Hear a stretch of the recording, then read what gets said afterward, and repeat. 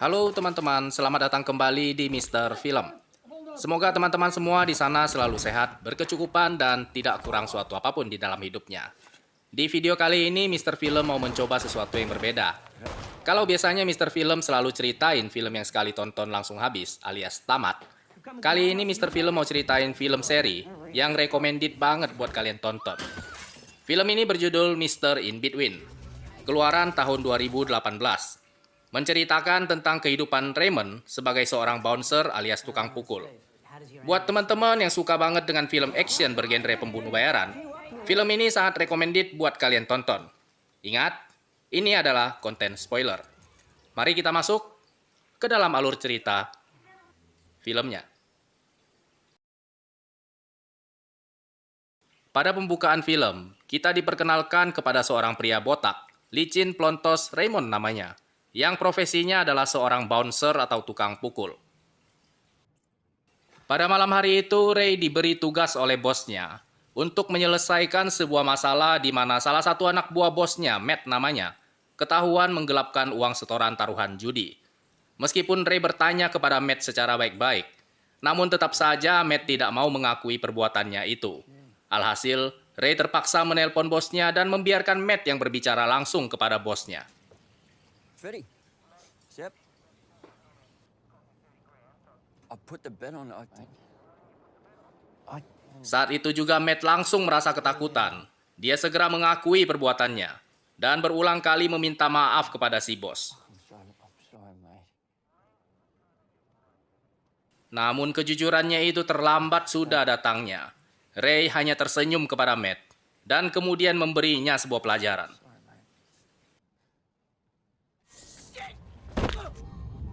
Dan hidup Ray sebagai seorang tukang pukul pun terus berlanjut.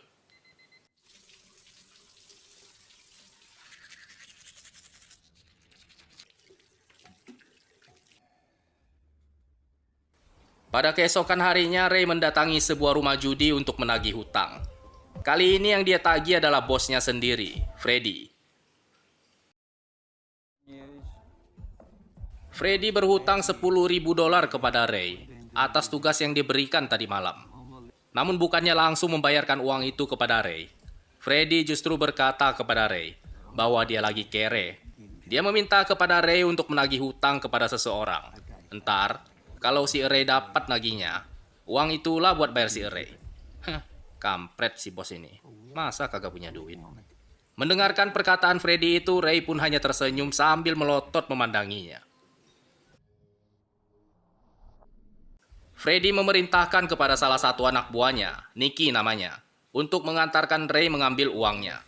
Sesampainya di sana, Nicky langsung membabi buta menghajar orang yang berhutang kepada Freddy. Namun orang itu terus-terusan ngotot bahwa dia belum punya duitnya. Melihat pendekatan Nicky yang tidak berhasil, Ray pun kemudian memakai sebuah cara lain. Dia meminta orang itu menyerahkan dompetnya. Ray mencatat alamat di KTP orang itu, dan ketika Ray melangkahkan kakinya keluar dari pintu, tiba-tiba saja orang itu berkata bahwa dia sudah punya duitnya sekarang. Look, I want to do the right thing. Okay. Right. Pada suatu hari ketika membawa anjingnya bermain di taman, perjalanan hidup mempertemukan Ray dengan seorang wanita yang bernama Ellie. Pembawaan dan karakter Ellie yang ceria, sepertinya telah membuat Ray jatuh cinta pada pandangan pertama. Hidup Ray sebagai seorang bouncer atau tukang pukul tentunya tidaklah mudah. Dia berteman dengan kesepian.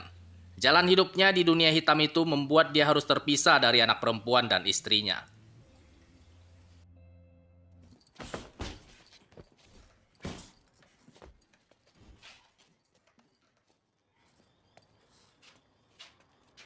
Meskipun demikian, namun sesekali mantan istrinya mengizinkan Ray untuk bertemu dengan putri kesayangannya itu, Britney namanya. Mereka berdua selalu menghabiskan waktu di rumah kakak laki-laki Ray yang bernama Bruce.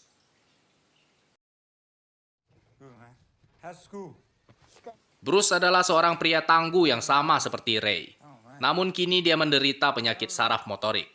Penyakitnya ini membuat Bruce kesulitan berjalan, berbicara, dan bahkan bernafas. Pada suatu malam di tempat kerjanya, Ray didatangi oleh Gary, sahabat baiknya. Dengan wajah pucat, Gary mendatangi Ray dan berkata bahwa dia sedang mendapat sebuah masalah besar. Ternyata, masalah besar yang dimaksudkan oleh Gary adalah istrinya di rumah sedang mengamuk karena menemukan salah satu kaset bokep berharga koleksinya. Dan untuk kabur dari masalahnya itu, Gary meminta kepada Ray untuk datang ke rumahnya, menjelaskan kepada istrinya bahwa kaset bokep itu bukanlah kepunyaannya, melainkan punyanya si Ray. Wah, jenius sekali kawan. Meskipun matanya melotot mendengar ide keren dari sahabatnya itu, namun Ray tidak tega kepada Gary. Dia pun kemudian bersedia untuk membantu sahabatnya itu. Sesampainya di rumah Gary, Ray segera menjelaskan kepada istrinya Gary bahwa kaset bokep yang ditemukan olehnya itu bukanlah punyanya Gary, melainkan kepunyaan dia. Istri Gary mengambil kaset bokep tersebut, mengembalikannya kepada Ray, dan merepeklah istrinya Gary itu. Setelah menceramahi Ray habis-habisan, rumah tangga Gary dan istrinya pun kembali mesra. Ray mengajak Gary keluar dari rumahnya. Dengan wajah dongkol, Ray membuang kaset bokep itu ke dalam tong sampah, dan lalu pergi meninggalkan Gary. Dan Gary pun memungut kembali kaset bokepnya yang sangat berharga itu. Hidup pun kemudian kembali berlanjut. Pada suatu hari, Ray mengajak putri kesayangannya berjalan-jalan sambil menikmati sebuah es krim. Ketika mereka berdua sedang asik berbincang-bincang, tiba-tiba saja Britney diseruduk oleh seorang pemuda. Bukannya meminta maaf kepada Britney, sepasang kampret ini malah menantang Ray untuk berkelahi. Karena sedang bersama dengan putrinya, si Ray pun kemudian berusaha untuk mengontrol emosinya.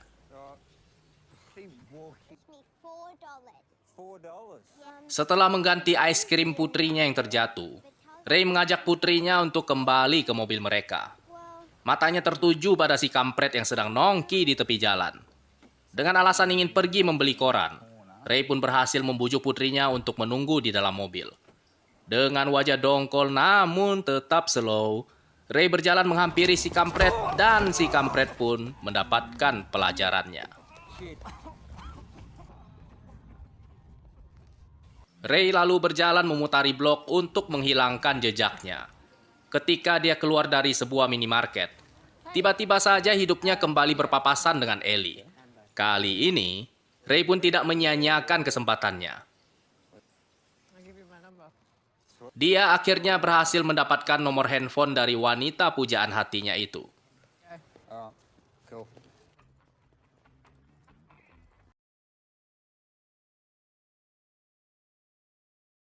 Pada episode kedua ini terlihat seorang pria yang sedang bersiap-siap untuk olahraga sore.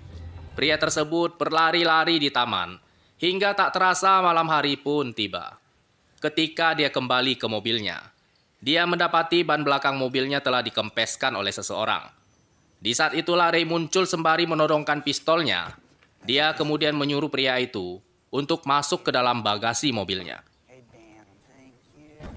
Ray membawanya ke dalam hutan dan lalu menyuruhnya untuk menggali sebuah lubang. Lubang kubur maksudnya. Pria asing itu berulang kali memohon dan berusaha menjelaskan kepada Ray bahwa Ray telah salah menculik orang. Namun Ray tampak cuek dan tidak peduli sama sekali. Ketika Ray memalingkan pandangannya untuk menyalakan rokok, tiba-tiba saja pria itu berusaha untuk menyerangnya. Ray yang terkejut langsung sontak melepaskan tembakan berkali-kali ke arah pria itu. Ray pun kemudian menghabisi nyawa pria itu. Selang beberapa hari kemudian, ketika sedang bekerja, tiba-tiba saja Ray dipanggil oleh Freddy. Dengan wajah santuy dan ekspresi tanpa beban sama sekali, Freddy memberitahu Ray bahwa kemarin dia keliru memberikan nama target. Maka dari itu, pria yang kemarin dihabisi oleh Ray adalah salah sasaran. Mendengar ketololan bosnya itu, Ray pun tersenyum geram sembari melotot memandangi Freddy. Freddy pun terdiam dan langsung merasa ketakutan. Pada malam hari itu, Ray dihantui oleh kesalahannya. Dia tidak bisa tidur sama sekali. Keesokan harinya, Ray mendatangi rumah pria asing itu, memberikan kepada istrinya sejumlah uang, dan kemudian berkata bahwa suaminya tidak akan pernah lagi pulang ke rumah. Ray berjalan pergi meninggalkan tempat itu. Dan hidup pun terus berlanjut. Semenjak mendapat nomor handphone Ellie, Ray pun semakin dekat dengan wanita pujaan hatinya itu.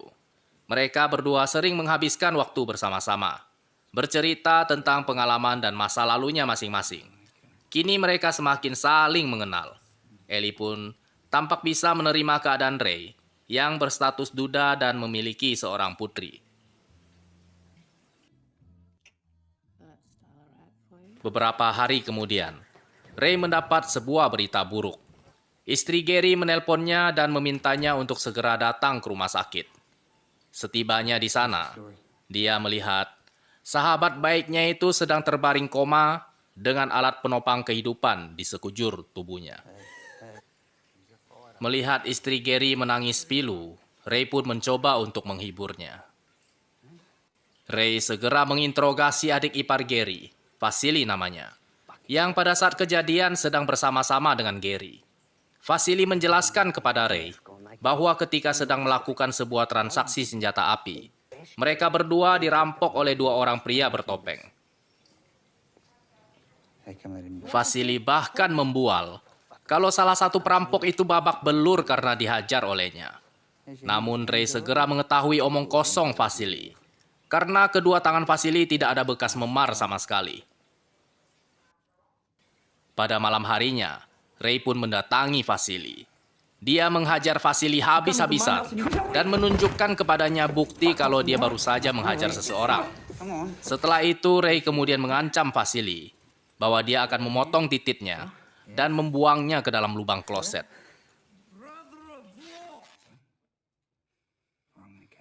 Akhirnya Vasily pun ketakutan dan segera buka mulut. Tidak lama kemudian, seorang pria Arab datang ke rumah Vasily. Pria itu segera menyadari bahwa dirinya telah dijebak oleh Vasily. Merasa dikhianati, si Arab pun segera menceritakan kepada Ray bahwa ini semua tidak lain adalah ide Vasily untuk merampok Gary. Dan dia bersedia memberikan nama orang-orang yang telah memukuli Gary, asalkan Ray mau mengampuni nyawanya. Bagaikan sosok malaikat pencabut nyawa, Ray mendatangi satu persatu orang yang telah membuat sahabat baiknya itu menjadi koma.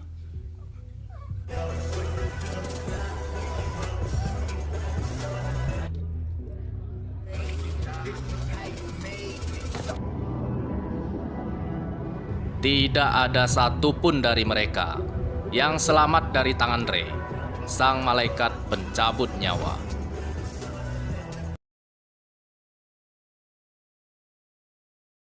Setelah dirawat selama beberapa hari di rumah sakit, Gary pun akhirnya tersadar dari komanya. Dia memberitahukan kepada Ray bahwa dia dijebak oleh adik iparnya sendiri yaitu Vasily. Namun Ray segera berkata kepada Gary bahwa dia tidak perlu khawatir lagi tentang itu. Dia membiarkan Vasily hidup, sementara teman-teman adik iparnya itu semuanya kurang beruntung. Aksi balas dendam Ray itu membuat dia dipanggil oleh Freddy. Ternyata, orang-orang yang dihabisi oleh Ray itu adalah anak buahnya adik ipar Freddy yang bernama Davros. Dan Freddy mengajak Ray untuk bertemu dengan Davros dan berdamai dengannya. Tentu saja permintaan Freddy ini langsung ditolak oleh Ray. Namun, karena Freddy terus-terusan memohon kepadanya sebagai seorang teman, Ray akhirnya setuju untuk bertemu dengan Davros. Kita kembali kepada Gary. Hal pertama yang Gary lakukan setelah keluar dari rumah sakit adalah memasukkan kaset bokep ke dalam DVD player dan langsung menontonnya.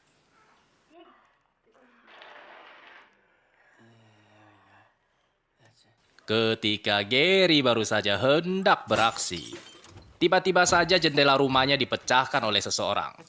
Ternyata Vasily kembali mendatangi Gary untuk merampoknya lagi. Gary yang belum sembuh dari cedera hanya bisa pasrah ketika Vasily memukulinya dengan gagang pistol. Vasily kemudian memaksa Gary untuk menunjukkan peran khasnya. Meskipun Gary tidak berdaya sama sekali, namun tentu saja dia tidak sebodoh itu. Saat berjalan menuju ke lantai basement, dia sempat mengirimkan SMS kepada Ray untuk meminta tolong. Gary pun berusaha keras untuk mengulur waktu. Ketika Vasily menyuruhnya untuk membuka brankas, dia berkata bahwa dia lupa kodenya. Dia menulisnya di secari kertas dan kini mereka berdua harus kembali naik ke lantai atas untuk mencarinya. Dan si bodoh pun percaya begitu saja. Setelah mencari ke sana kemari, Gary berkata bahwa dia tidak bisa menemukannya. Mereka berdua kini harus kembali ke lantai basement dan mencoba untuk menebak-nebak kodenya. Beberapa saat kemudian, Vasily tampak mulai kehilangan kesabarannya. Dia pun mulai berhitung dan mengancam akan meledakkan kepala Gary. Melihat adik iparnya itu mulai serius, Gary pun terpaksa membuka brankasnya. Dan lagi-lagi si bodoh kembali membuat ulah. Perampok yang satu ini lupa membawa tas. Sambil mengayun-ngayunkan pistolnya itu, Vasily memaksa Gary untuk mencarikan dirinya sebuah tas. Alhasil mereka berdua pun kembali bolak-balik menyusuri seisi rumah. Gary mengosongkan brankasnya dan memasukkannya ke dalam sebuah tas. Vasily pun tampak puas, sembari berkata kepada Gary bahwa jangan ada dendam di antara mereka. Namun ketika Vasily baru saja hendak kabur meninggalkan Gary, tiba-tiba saja dia diterjang oleh Ray. Tergeletak, jatuh, dan tidak berdaya.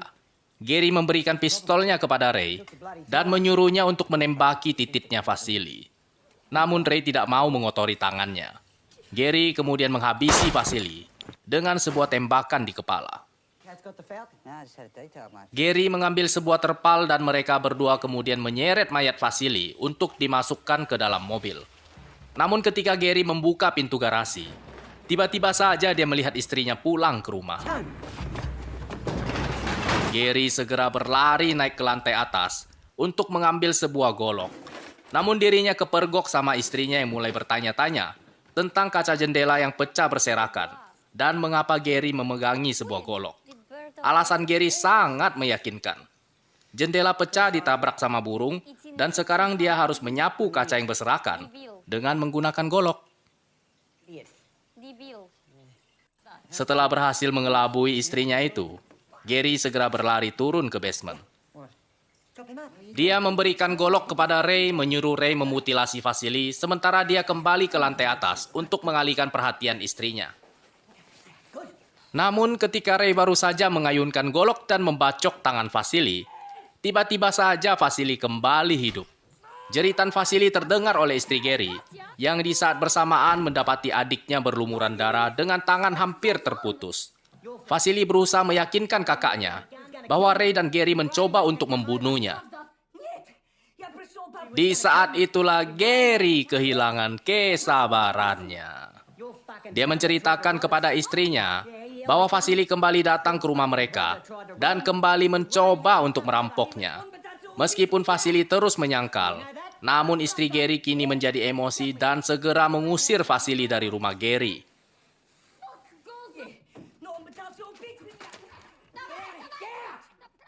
Gary tampak kesal sekali dan berusaha untuk menenangkan emosinya. Sementara Ray hanya tertawa geli karena Gary tidak berhasil untuk membunuh adik iparnya sendiri. Dengan santuy Ray berjalan pergi meninggalkan Gary yang masih juga memegangi golok. Gary kemudian duduk di sofa untuk menenangkan dirinya. Dan mudah-mudahan saja Gary tidak lupa untuk mengeluarkan kaset bokepnya yang masih berada di dalam DVD player. Ya, namun itu adalah cerita untuk episode selanjutnya. Video kita kali ini sampai di sini. Terima kasih telah menonton. Sampai jumpa di episode berikutnya di video selanjutnya.